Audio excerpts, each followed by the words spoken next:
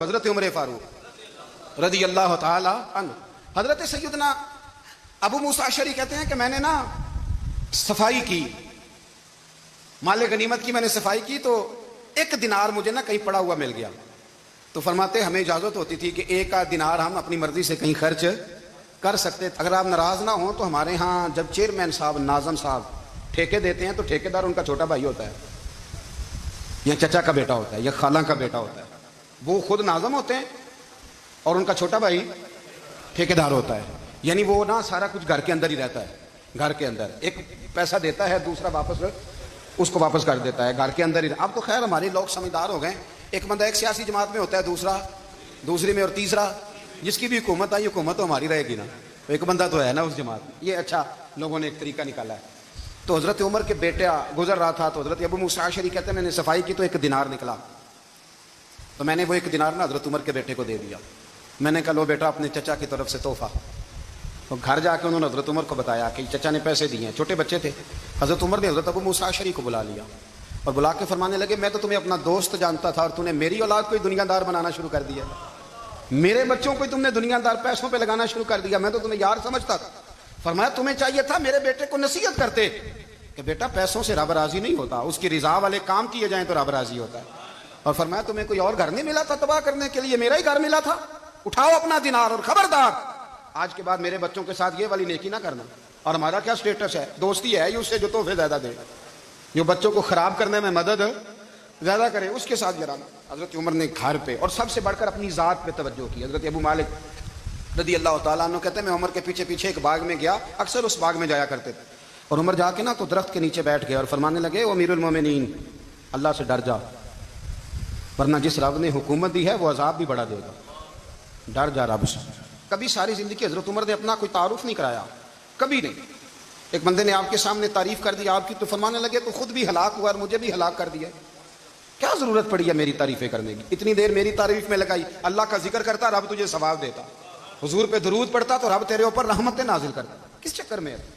آج جتنا اچھی کوئی خوشامد کرے اتنی اچھی وزارت ملتی ہے، جتنی اچھی اس کو جو ہے وہ چاپلوسی کرنی آیا درجہ بھی اسے اتنا ہی اچھا ملتا ہے۔ حضرت عمر فاروق رضی اللہ تعالیٰ عنہ آپ کے بیٹے کہتے ہیں، صاحب فتوح الشام نے لکھا ہے، آپ کے صاحبزادے کہتے ہیں میں نکلا تو میرے ابا جی نا اپنی پشت پر مشکیزہ رکھ کے کنویں سے پانی بھر کے آ رہے، میں دوڑ کے آگے گیا، میں نے کہا ابا جی مجھے دے دے، فرمانے لگے بیٹا تیرا کیا خیال ہے، کوئی اور نہیں تھا مشکیزہ بھر کے لانے کے لیے، تیرا کیا خیال ہے؟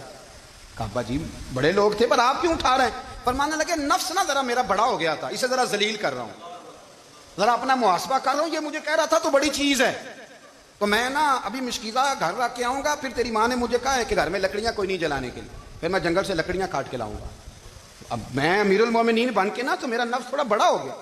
اب یقین کریں ہمارا آزما خراب ہو جاتا ہے جب تک ہمارا تعارف صحیح نہ ہو، ہمارا تعارف ٹھیک نہ ہو، میں یہ ہوتا ہوں میں وہ ہوتا ہوں، چھوڑ مٹی دیں تے مٹی رہنا ہی، مٹی دیں تے مٹی دیں تے مٹی رہنا ہی، ایویں کادی بلے بلے اج مٹی دے اتے بندیا تے کل مٹی دے تھلے، مٹی دیں تے مٹی رہنا ہی، کادی بلے، مجھے پوچھ لو مجھے جان لو میرا نام لے لو، میں بھی آیا ہوں، میں بھی ہوتا ہوں، میرا بھی یہ تذکرہ ہے، میں بدکار پرانا خادم کسے در ملی نہ ٹھوئی، یہ تے واصف یار نے نظر جو کی تھی تے واصف واصف ہی ہوئی، یہ تو بڑی بات کی بات ہے، تو بات کی بات ہے صاحب، ورنہ من نانم کے من نانم، جو ہم ہیں اس کا ہمیں پتا تو ہے نا بھائی، کبھی بھی یہ جو ذات کا چکر ہے نا میں بھی ہوں مجھے بھی، او بھائی یاد رکھو میں کون ہوں، یہ جو نام نمود اور یہ خواہشیں اور یہ جو وقار یہ تو کمزور لوگوں کا طریقہ ہے، جس کو اپنا تعارف کرانا پڑ گیا اس سے بھی زیادہ کمزور کوئی ہے، فوٹو میں دکھاتا پھرتا ہے فلانے کے ساتھ فوٹو فلانے، تو کمزور بندے یہ کام کرتے۔ حضرت عمر فاروق اللہ اکبر، حضرت عمر جیسا بندہ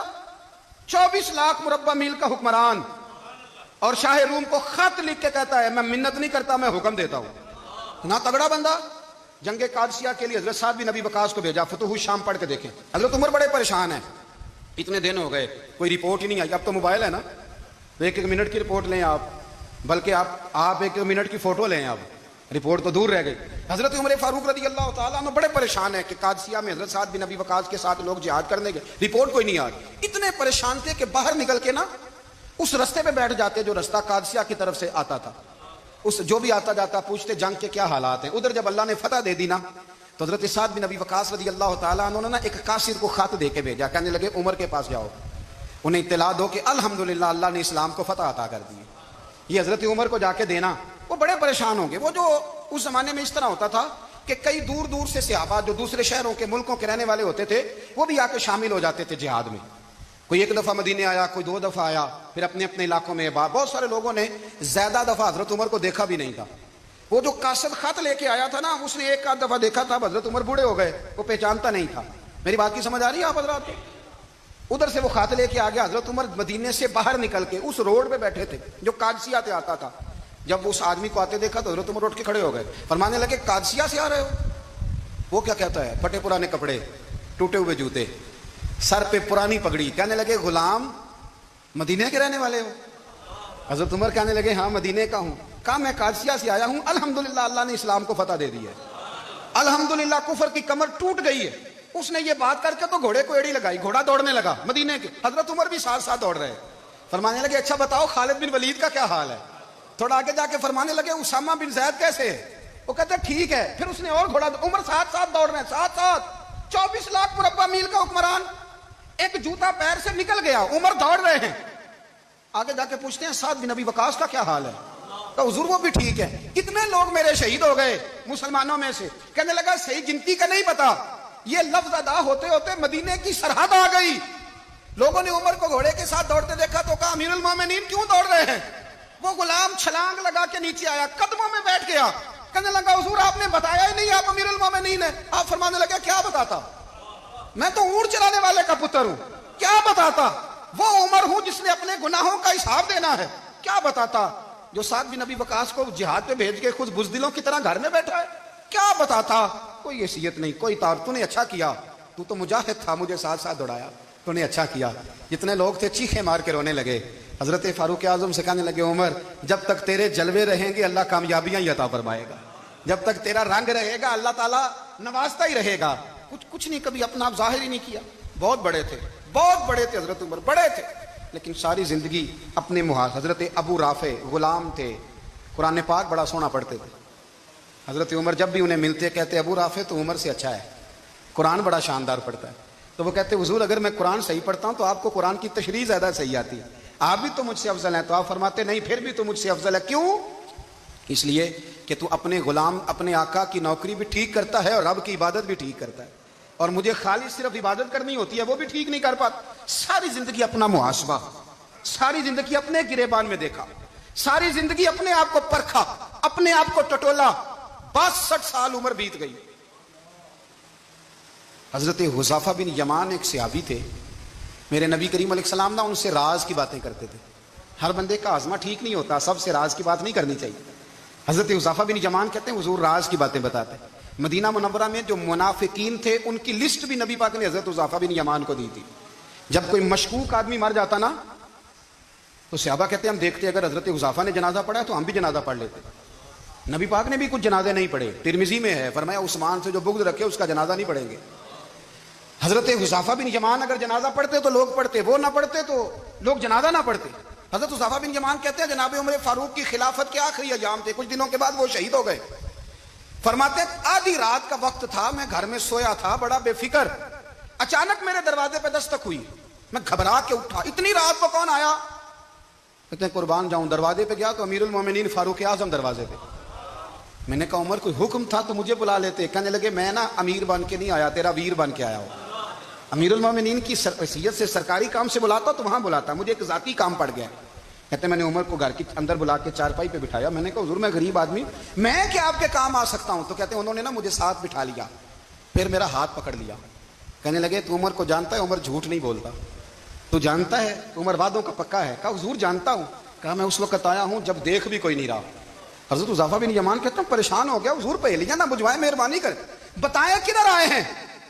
حضرت عمر فاروق فرمانے لگے 62 سال کا ہو گیا ہوں, 63 میں چل رہا ہے, داڑھی سفید ہو گئی ہے, پھل پک گیا, اٹھ فریدا ستیا, داڑھی آ گئی پور, اگا نیڑے آ گئی, پیچھا رہ گیا دور.